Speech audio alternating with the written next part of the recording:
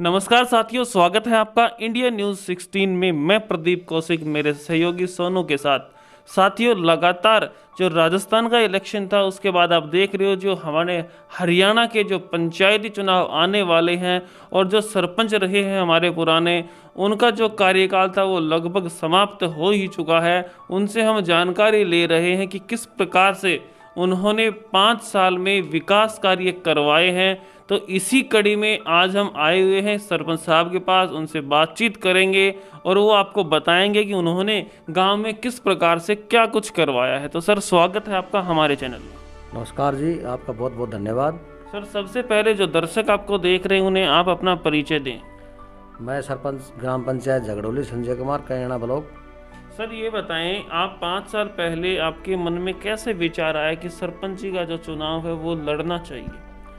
ये गांव की थोड़ी सी देख के, राजनीति देख के, थोड़ा सा ग्राउंड देखा, बड़े बूढ़ों की बुजुर्ग आवाज़ थी, उस वजह से थोड़ा सा समाज सेवी के अंदर पहले लगे हुआ था मैं। मतलब पहले से समाज की सेवा में लगे हुए थे, तो फिर ये विचार घर वालों से पैदा हुआ या बाहर से किसी ने कहा? ये बाहर से ही गाँव वालों की आवाज़ आई, भाई अब की बार इलेक्शन लड़ो गाँव में।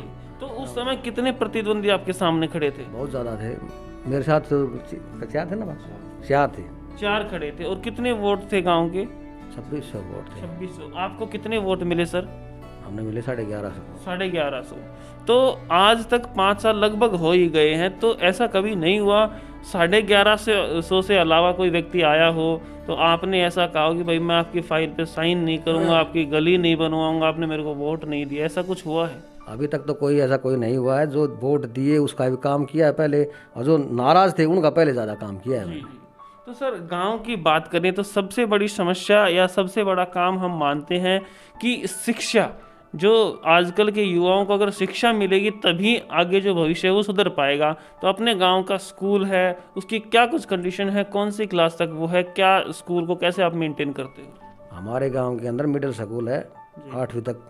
बड़ा टीचर, अच्छे टीचर हैं, अच्छे बच्चे हैं, कम से कम 200 बच्चे हैं लगभग, और बढ़िया मेंटेन करते हैं। समय समय के ऊपर हम देखते हैं, गांव के अंदर जाते हैं, ग्राम पंचायत पूरा सहयोग करती है, समय समय पर हम चेक करते रहते हैं। तो जैसे स्कूल्स में प्रोग्राम्स होते रहते हैं, आपको पता है भाई, स्वतंत्रता दिवस आ गया, जितने भी फंक्शन होते रहते हैं, तो उसमें गाँव वालों की किस प्रकार से भूमिका होती है स्कूल में? गाँव वालों की बहुत बढ़ चढ़ के भाग लेते हैं, गाँव वालों का बड़ा सहयोग होता है।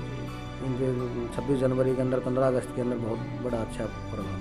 उसके बाद जब शिक्षा ही बहुत अच्छी है, 200 बच्चे आप गांव के स्कूल में बता रहे हो, तो एक बहुत बड़ी बात है। आसपास के गांवों में नहीं होंगे, मुझे पता है। दूसरी बात आती है पर्यावरण की। तो उसके लिए आपने क्या कुछ गांव में करवाया अपने कार्यकाल में? हमने कार्यकाल के अंदर पेड़ पौधे लगवाए। कम से कम सरकार की नीति चलती है, अब की बार भी 500 पौधे सरकार ने दिए थे हमें, और गाँव के अंदर 500 पौधे लगवाए गए हैं। तो सर, पौधे लगाना कोई बड़ी बात नहीं है, लेकिन उस पौधे को अपने बच्चे के रूप में पालना वो बहुत बड़ी बात है। तो गांव वालों का कैसा सहयोग रहता है? गांव वाले भी ध्यान रखते हैं या सिर्फ आप ही उन पे लगे रहते हो? देखिए, गांव वाले भी ध्यान रखते हैं, गांव वाले भी अच्छा प्रोग्रेस करिए, गांव वालों ने भी पेड़ पौधे की देख रेख अच्छी करते हैं।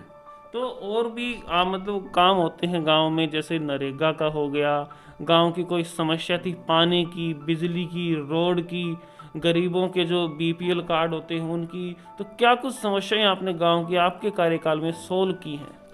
देखिए, पानी की समस्या हमारे कार्यकाल में पूरी कर दी गई है। रोड थे तकरीबन हमने बना दिए गए हैं। बीपीएल की सरकार की अभी तक कोई बीपीएल नहीं कार्ड बनाया है। ये सरकार की नीतियाँ हैं, अभी तक तो कोई सर्वे चल रही है, अभी तक कोई सर्वे पूरी नहीं हुई है। और न कभी बीपीएल बने हैं अभी तक, 2016 से लेकर अब तक कोई बीपीएल अपने कार्यकाल में नहीं बना है? नहीं बने, न मकान बने हैं, न बीपीएल कार्ड बने। कोई मकान का जैसे बाथरूम के पैसे आते हैं, ऐसा कुछ नहीं हुआ है? नहीं हुआ जी। तो ये तो एक कहीं ना कहीं एक गलत बात है भाई। इतना समय बीत गया तो गरीबों को कोई ना कोई सपोर्ट तो मिलना चाहिए सर, मिलना चाहिए सपोर्ट। गरीबों ने बीपीएल राशन कार्ड के लिए अप्लाई कर रखे हैं, सर्वे आली उनकी, अब तक उनके बने नहीं हैं। तो सर, एक बात और देखिए, काफ़ी गांवों की, देखो आप अपने गांव की बताना मेरे को, क्या होता है कि जो संपन्न व्यक्ति होते हैं उनके पास बीपीएल कार्ड्स होते हैं, कई बार क्या हो जाता है, और जो गरीब होते हैं उनके पास नहीं होते। तो इस संदर्भ में आप क्या कहना चाहेंगे? ये सरकार की पॉलिसी है, सरकार अपने आप खुद आगे चेक करे। ये पात्र है, गए पात्र है, वो अपने लिस्ट बनाए, गांव के अंदर चारों तरफ घूम के परिवार को देखे और उनका नाम लिखे। एक सर्वे किया जाए कि भाई इसके पास बीपीएल कार्ड है तो इसका होना चाहिए या नहीं होना चाहिए। सरकार के आदमी आए वहाँ मौके के ऊपर भी चेक करें, मैं देखे हुए बनाए। बिल्कुल बिल्कुल। अब तक तो मेरे हिसाब से ऐसा होता था कि सरपंच ने बस बोल दिया भाई इसका बन जाए तो वो बन जाता था, पहले की बात है। पहले की बात है। जी। तो सर ये बताएं, जैसे मनरेगा में कितने मजदूर आपके यहाँ हैं? मनरेगा के मजदूर हैं कम से कम 150 मजदूर हैं। 150 मजदूर हैं। तो किस प्रकार से क्या कुछ काम आपने मनरेगा में करवाए हैं? मनरेगा की गलियों के अंदर रेत माटी गिरवाया था ये। जी। हाँ इनको। और कोई झोड़ वगैरह खुदवाना, कितने झोड़ हैं, पानी की क्या व्यवस्था है, गंदे पानी की क्या व्यवस्था है गांव में? गंदे पानी का झोड़ एक है, उसमें गंदे पानी जाता है और नहर का पानी आता है, थोड़ा गाँव का मिक्स होता है। तो एक ही झोड़ है गांव में अभी? हाँ अभी एक झोड़ है। दोनों मिक्स हो गए उसमें। तो सर कहीं ना कहीं अब आगे आने वाले समय में जो ये एक जोड़ है, इससे दो बनाए जाए, एक साफ पानी का, एक जो गंदे पानी का है, वो तो कैसा रहेगा? काम तो रहेगा बढ़िया। सरकार से भी हम कई बार कह चुके हैं, वाटर साइड वालों ने कहा था एक बार, तो गांव वालों की इच्छा नहीं थी भाई हम इसके अंदर 2 पार्ट करें।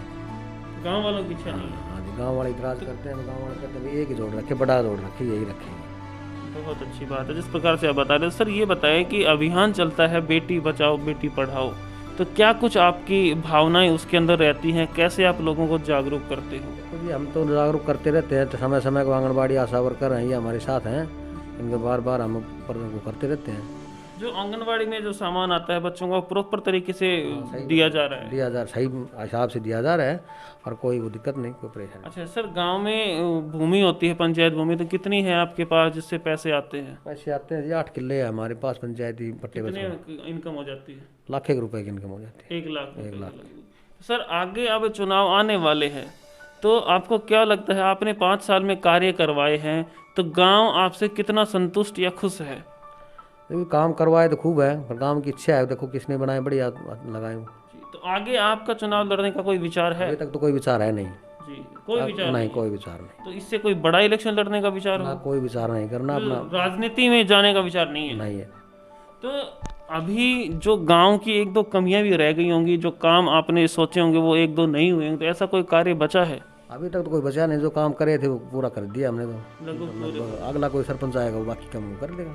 नहीं, ऐसा 1-2 काम भी बचे होंगे जो अगले आने वाले सरपंच वो कहेगा, जैसे भावी सरपंच होते हैं वो कहेंगे भाई गांव में ये कमी है, मैं ये करवा दूंगा, तो आपकी नज़र में कोई कमी है? देखो हमारी नज़र में तो कभी तक कोई कमी है नहीं, और भावी सरपंच आएंगे उनको अच्छा लगेगा, बढ़िया, हम उनके साथ हैं, कोई दिक्कत नहीं। बिल्कुल। जिस प्रकार से जो सरपंच बने हुए थे हमारे साथ ग्राम पंचायत झगड़ोली से संजय कुमार जी, उन्होंने बताया कि गांव में जो भी कमियां थी इन्होंने पूरी की है, सारे रास्ते पक्के हैं, कोई अव्यवस्था नहीं है, पानी बिजली सब कुछ सही है। तो सर रोड जो दूसरे गाँवों की तरफ रोड जाते हैं, लिंक रास्ते जिन्हें बोलते हैं, उनकी क्या व्यवस्था है? अभी तक तो कोई लिंक रास्ता बना नहीं हुआ है, कोई नहीं बना नहीं बना है। सारे कच्चे हैं। 2 रोड है जी, एक तो झगड़ोली से झुक जाता है वो कच्चा है, और एक झगड़ोली से पाथेड़ है वो भी कच्चा ही है अभी। जिस प्रकार से जो सरपंच साहब ने बताया है कि आने वाले भावी सरपंचों के कार्य यहीं से निकल के आते हैं, उन्हें समझ लेना चाहिए कि आगे क्या रूपरेखा होनी चाहिए। और भी जो खबरें होंगी पंचायतों से रिलेटेड, आगे चुनाव आने वाले हैं, मैं आपको लगातार देता रहूँगा। तब तक आप देखते रहिए हमारे चैनल को। धन्यवाद, नमस्कार साथियों।